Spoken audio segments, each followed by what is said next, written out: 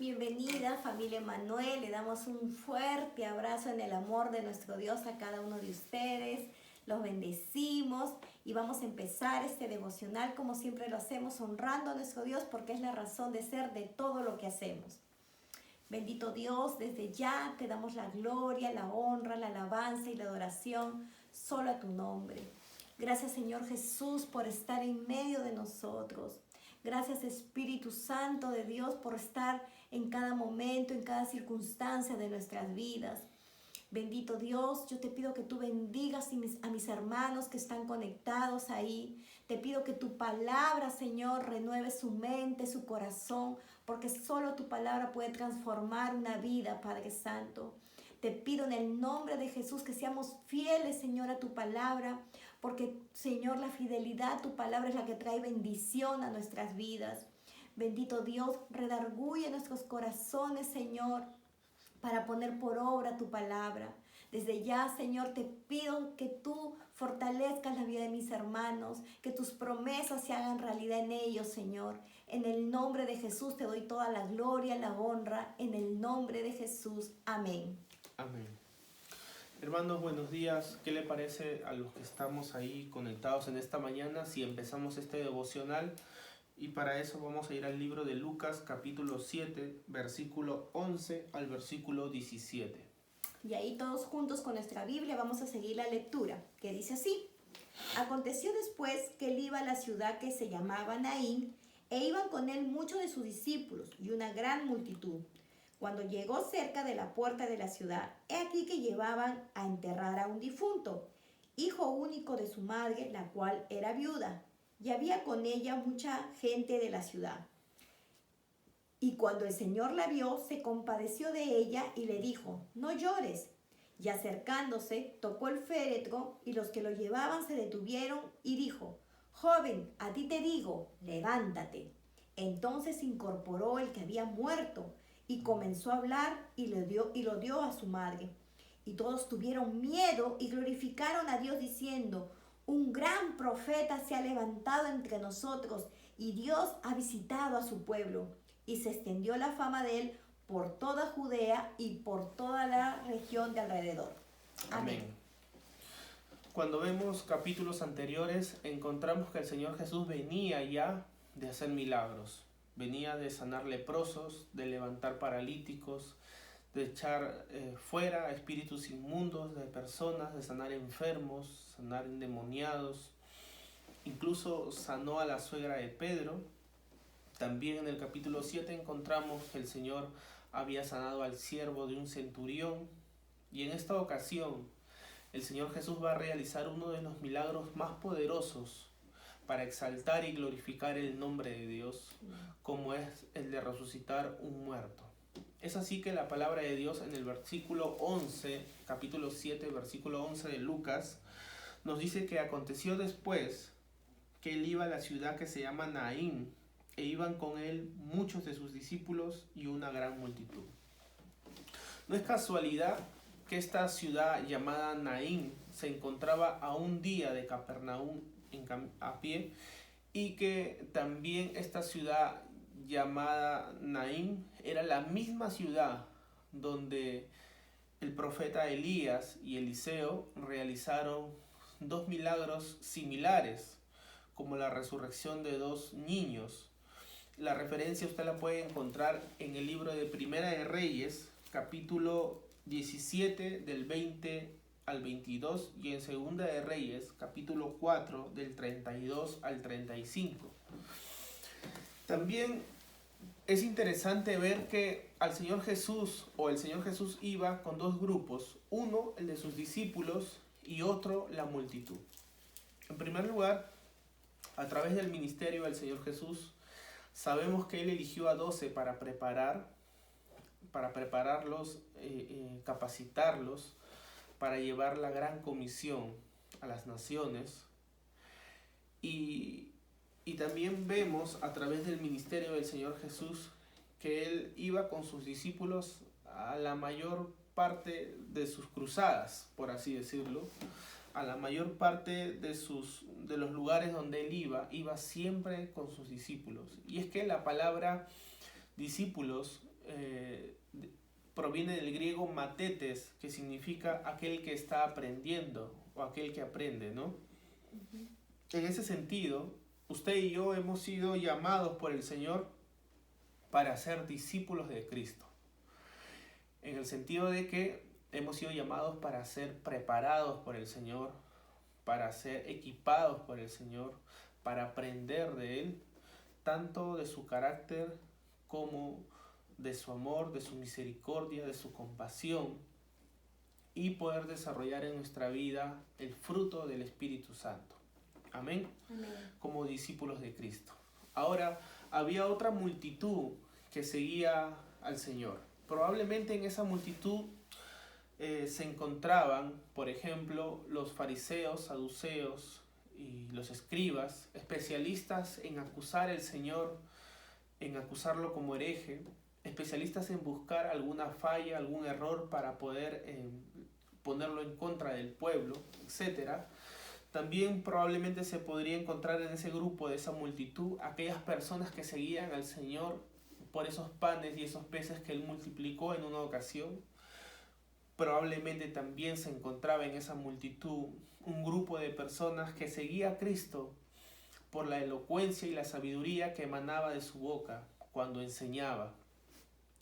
Y probablemente se encontraba también en ese grupo, de esa multitud, gente que genuinamente seguía a Él por amor, porque realmente creían en Él de corazón.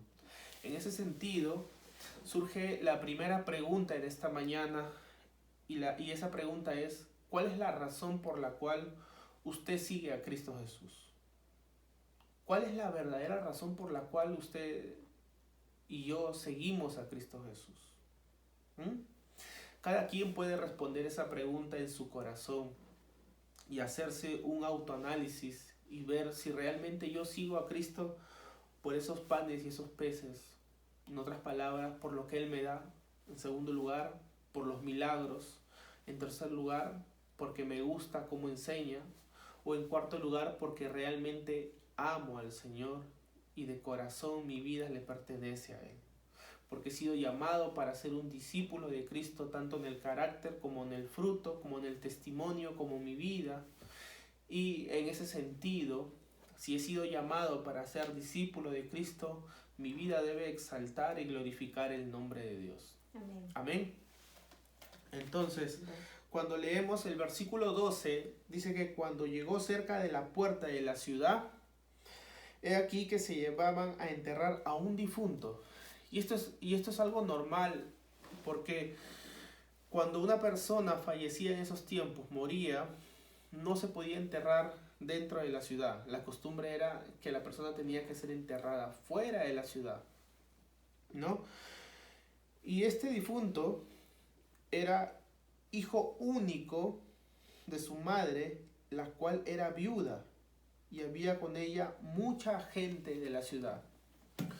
Cuando se sacaba la procesión o se sacaba al difunto hacia llevarlo a enterrarlo, y la persona, en este caso la viuda, iba detrás o delante de su hijo llevando el cuerpo, era normal en aquel entonces que el pueblo dejaba de hacer lo que estaba haciendo, sus trabajos, sus quehaceres, para acompañar a esta persona que estaba pasando un momento difícil, ¿no? Como es la pérdida de un ser querido. Lo interesante es que cuando vemos en el contexto de hoy, por ejemplo, usted ve hoy en día un funeral, y existen funerales donde las personas, tú vas y no encuentras pues 2 o 3 personas, ¿no? Y eso refleja muchas cosas, refleja el cariño que se le tuvo a esa persona en vida, refleja el amor que se le tuvo, la consideración, ¿no?, que se le tuvo a esa persona en vida, a la familia, etcétera, a los padres de repente, ¿no? El respeto, el amor, la consideración, o lo bueno que fue en vida esa persona, ¿no?, con otras. Aquí encontramos que este joven había muerto, y cuando digo joven no es un joven de 10 o de 15 años, probablemente este joven sería una persona de 30 o 32 años. ¿Por qué? Porque cuando la Biblia habla que esta señora era viuda, cuando la persona enviudece, el que toma el cargo es el hijo mayor, en este caso el único hijo. Y es por eso que podemos saber más o menos que este hijo que había fallecido era una persona adulta.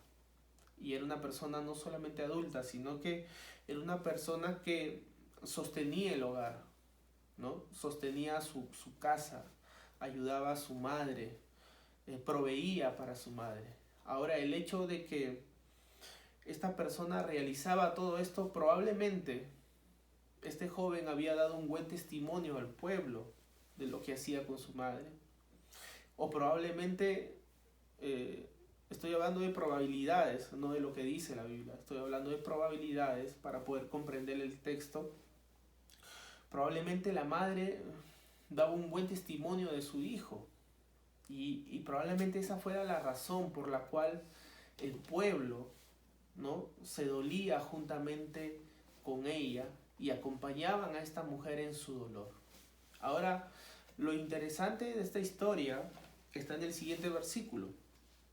Dice el versículo 13: y cuando el Señor la vio, se compadeció de ella y le dijo: no llores. Qué interesante. Lo primero que el texto sagrado nos enseña es que cuando el Señor la vio. Y acá surge la segunda pregunta, ¿no? ¿Qué cree usted que vio el Señor Jesús? ¿Usted cree que el Señor Jesús solamente vio una persona llorando, multitud siguiéndola y un muerto cargando? ¿Qué fue lo que el Señor Jesús vio? Probablemente el Señor Jesús vio el dolor que esta mujer llevaba, no solamente por su hijo, sino también por la muerte de su esposo. Primero, su esposo fallece, y ahora el que sustentaba la casa, el que proveía para el hogar, el que le suplía sus necesidades a su madre, y de repente el que la atendía, ¿no? El que le daba de repente para pagar el agua, la luz, el teléfono. Bueno, en ese tiempo no había teléfono, pero si lo traemos en este tiempo y lo contextualizamos, de repente es el mismo dolor que alguien que de repente está viendo esta transmisión puede estar pasando, ¿no? El hecho de perder un hijo, un ser querido, alguien que sustentaba, que daba en la casa, que era un hijo ejemplar, que tenía un buen testimonio, ¿no? Y eso fue lo que el Señor Jesús vio en esa mujer. Vio el dolor que mucha gente no puede ver en otras. El dolor que muchas personas llevan en el alma cargando, ¿no? Dice la Biblia que el Señor Jesús la vio. El Señor la vio y se compadeció de ella. ¿Sabe qué significa la palabra compadecerse? La palabra compadecerse significa ser sensible ante la necesidad de alguien. No solamente es ser sensible, sino es ponerte en el lugar de esa persona. Quiere decir que cuando el Señor Jesús vio a esta mujer y vio su alma, todo lo que ella tenía, todo lo que ella llevaba, todo el dolor que por años ella estaba cargando, y ahora encima el hecho de que la muerte le estaba quitando a su hijo, estaba produciendo en ella sentimientos de dolor, de angustia, de pena, de tristeza.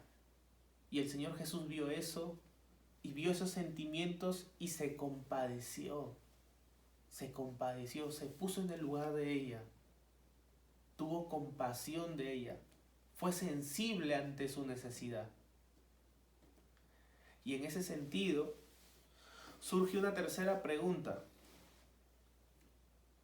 ¿Cómo está nuestra sensibilidad la gente que necesita de Cristo?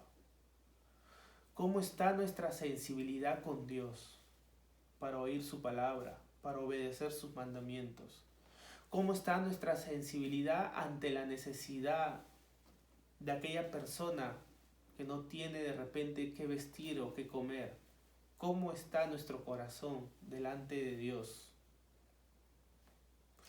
Por lo menos el Señor Jesús era sensible y se compadeció, se puso en el lugar de esta persona y ¿qué le dijo? No llores. No llores. Y acá es otra, es como una orden un poco irónica, ¿no? Muere tu hijo, muere tu esposo y alguien viene y te dice no llores. Y parece ilógico la orden o la palabra del Señor, ¿no? Pero cuando Cristo Jesús aparece, aquello que parece ilógico, aquello que parece irracional, cobra razón, cobra lógica. Y es que solamente alguien que tiene la capacidad de quitar ese dolor podría decirnos a nosotros, no llores.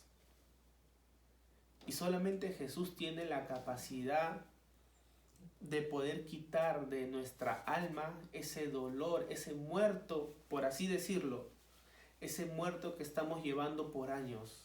Hay mucha gente en la fe, hay mucha gente creyente y no creyente que está llevando por años un muerto en su vida. Un muerto significa una mala experiencia en el pasado, significa la pérdida de un familiar, significa la culpa que no te deja en paz, que no te deja tranquilo. Llevar un muerto significa esas vivencias, esos traumas que no has superado de la infancia. Y lo que el Señor Jesús nos está enseñando es que nosotros llevemos ese muerto, por así decirlo, llevemos ese muerto a la presencia de Dios. Porque cuando nosotros llevamos esa situación, ese problema a la presencia de Dios, Dios hace milagros.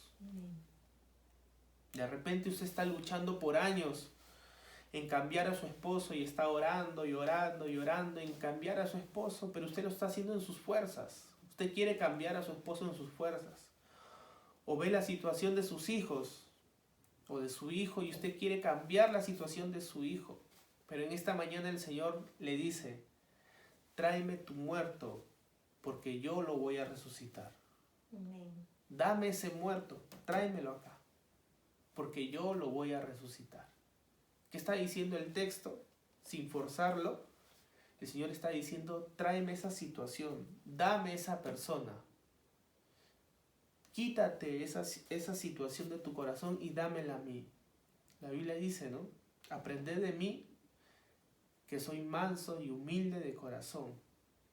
Así dice el Señor, ¿no? Porque su yugo es fácil y ligera es su carga. Nosotros tenemos que colocar nuestras cargas y ponerlas delante de Dios. Esta mujer de repente no entendía lo que el Señor le estaba diciendo, ¿no? Pero yo yo me imagino la historia y yo creo que cuando el Señor le dijo no llores, esta mujer se habrá puesto a pensar, pero ¿cómo me va a decir que no llore? Acabo de perder a mi hijo.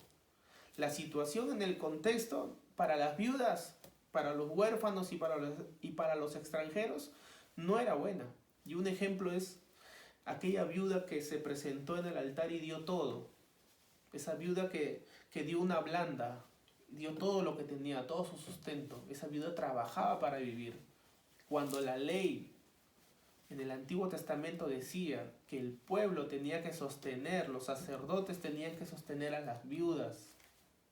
Y probablemente ese era el contexto en el cual se encontraba esta viuda. Y esta viuda sabía lo que se venía al perder a su hijo. Y probablemente el Señor también sabía lo que iba a suceder con esa viuda. Pero el Señor vio más allá de la pérdida de un ser querido. El Señor vio el corazón de esa mujer. El Señor vio su alma contrita y humillada. Vio su corazón herido, lastimado, sufriendo. Y el Señor se compadeció, ¿no? Versículo 13. Y cuando la vio el Señor, se compadeció de ella y dijo, no llores. Y ahora note lo siguiente. Y acercándose, tocó el féretro, y los que lo llevaban se detuvieron, y dijo, joven, a ti te digo, levántate. Cuando vemos la historia de Lázaro, encontramos que la hermana Marta sale y le dice, Señor, si tú hubieras estado aquí, como reclamándole, ¿no? Mi hermano no hubiera muerto. Y el Señor actuó, ¿no? Producto de lo que esta hermana de Lázaro hizo, ¿no? Pero en esta ocasión, aquí nadie le pidió nada al Señor. Nadie le dijo, ve y resucítalo. Nadie le dijo, allá está el muerto, ve y haz algo. Nadie le dijo. Es más, ni siquiera la viuda le clamó al Señor para que haga algo. El Señor tomó la iniciativa. El Señor tomó la iniciativa y Él se acercó donde estaba esta persona, donde estaba el féretro, ¿verdad? Y en esos tiempos no existían pues las cajas como hoy que meten a los difuntos, ¿no? No, en esos tiempos se ponían en camillas y se llevaban a los muertos así tipo momificados, ¿no? Envueltos en sábanas. Y dice la Biblia que el Señor se acercó y tocó. Y esto es algo increíble, ¿saben por qué, hermanos? Porque en el libro de Números habla sobre lo puro y lo impuro. Incluso en el tiempo del Señor Jesús existía, ¿no? Lo puro y lo impuro. ¿Qué pasaba? Decían que cuando una persona tocaba un muerto, se contaminaba. Eso está en el libro de Números, capítulo 19, del versículo 11 al 22. Usted puede buscar la referencia ahí, ¿no? Y los fariseos en el tiempo del Señor Jesús habían llevado esto al extremo, ¿no? ¿Y por qué le digo al extremo? Le doy un ejemplo. En una ocasión los discípulos del Señor se sentaron a comer a la mesa y no se lavaron las manos, ¿no? Y ellos vinieron a acusarlos al Señor sobre sus discípulos y le dijeron, maestro, tus discípulos no se han lavado las manos, ¿no? Y el Señor, ¿qué les dijo? Que no se preocupen por lo que entra, sino por lo que sale. Porque lo que sale de nosotros, sale de nuestro corazón. En ese ejemplo, ellos estaban hablando sobre lo puro y lo impuro, ¿no? Ellos llevaban al extremo todo. Ahora, ¿qué pasa? Cuando el Señor Jesús toca a este muerto, por la tradición, la costumbre y lo que se enseñaba en ese entonces, el Señor Jesús sería una persona impura. Y cuando una persona era impura, era una persona descalificada, por así decirlo, delante de Dios para ejercer algo. Pero en esta ocasión, cuando el Señor Jesús toca al muerto, en lugar de contaminarse, el muerto resucita. Es increíble. Y esto acá deja una gran lección. La lección es que la santidad del Señor es tan pura, tan santa, que ni aun lo más inmundo, ni aun lo más sucio puede contaminarlo. Todo lo contrario. Él puede limpiar lo más sucio, lo más contaminado que puede existir, lo más podrido que exista. Dios lo puede limpiar, le puede dar vida, Amén. Y es por eso que la palabra de Dios dice que de lo vil y lo menospreciado escogió Dios para avergonzar a los sabios de este mundo. Amén. Sí. Y dice, entonces se incorporó el que había muerto y comenzó a hablar y lo dio a su madre. Interesante, ¿no? El que había muerto se levantó y empezó a hablar. ¿Cuándo empezó a hablar este hombre que había muerto? Cuando tuvo una experiencia con Cristo Jesús. Cuando esta mujer permitió que su muerto fuera hacia la presencia del Señor, ese muerto resucitó. ¿Sabe qué significa eso? Usted tiene que llevar su muerto a la presencia de Dios. Usted no puede resucitar los muertos. Usted ni yo podemos resucitar muertos. Aunque Dios nos ha dado ese, ¿no? La palabra de Dios dice que en mi nombre echarán fuera demonios, ¿no? Sanarán enfermos. Pero usted y yo no podemos hacer nada que Dios no nos permita hacer. Toda autoridad se le ha dado al Hijo del Hombre, a Jesucristo. Y Él tiene autoridad y Él tiene las llaves del Hades. La Biblia en el libro de Apocalipsis, capítulo 1, versículo 18, dice lo siguiente. Capítulo 1, 18. Apocalipsis 1, 18. Segundo, en Apocalipsis 1, 18. Y el que vivo y estuvo muerto, Ujú. mas he aquí que vive por los siglos de los siglos. Amén. Y tengo las llaves de la muerte y del Hades. El Señor Jesús tiene las llaves de la muerte y del Hades. ¿Se da cuenta? Entonces dice, todos tuvieron miedo y glorificaban a Dios diciendo, un gran profeta se ha levantado entre nosotros y Dios ha visitado a su pueblo. Y se extendió la fama de él por toda Judá y por toda la región de alrededor. ¿Por qué razón el Señor Jesús realizó este milagro de esta resurrección? ¿Cuál fue la razón principal por la cual el Señor levantó a este joven que había muerto? En primer lugar, la respuesta está en el versículo 16. Para que todos glorificaran el nombre de Dios. Amén. Él no lo hizo para exaltarse a Él, para promocionarse a Él, ni para promocionar su ministerio, ni para decir yo tengo el poder, yo lo puedo hacer. No.